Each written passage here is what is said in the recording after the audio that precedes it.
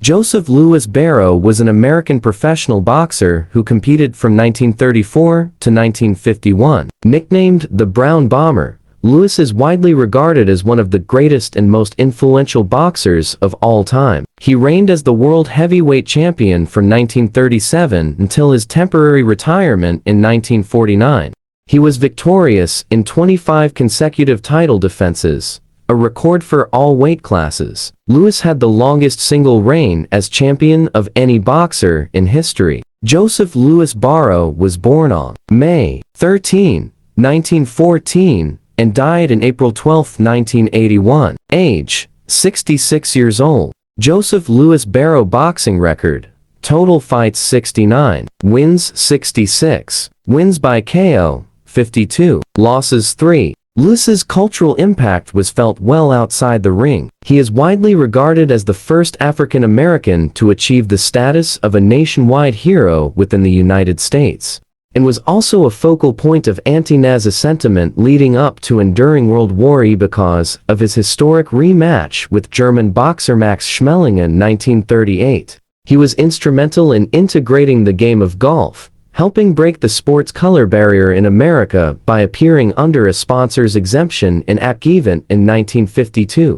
Louis had 2 children by wife Marva Trotter, daughter Jacqueline in 1943, and son Joseph Louis Barrow Jr. in 1947. They divorced in March 1945, only to remarry a year later, but were again divorced in February 1949. Marva moved on to an acting and modeling career.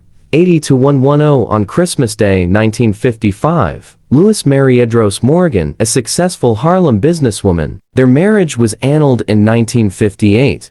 Louis's final marriage to Martha Jefferson, lawyer from Los Angeles, St. Patrick's Day 1959 lasted until his death. They had 4 children, another son named Joseph Louis Barrow Jr., John Louis Barrow, Joyce Louis Barrow, and Janet Louis Barrow. The younger, Joe Louis Barrow Jr., lives in New York City and is involved in boxing. Though married 4 times, Louis discreetly enjoyed the company of other women like Lena Horne and Edna Mae Harris.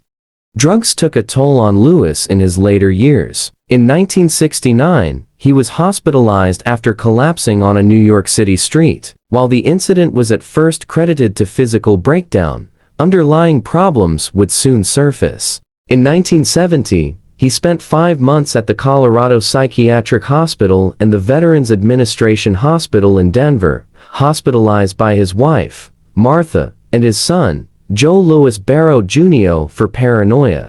In a 1971 book, Brown Bomber, by Barney Nagler, Louis disclosed the truth about these incidents, stating that his collapse in 1969 had been caused by cocaine, and that his subsequent hospitalization had been prompted by his fear of a plot to destroy him.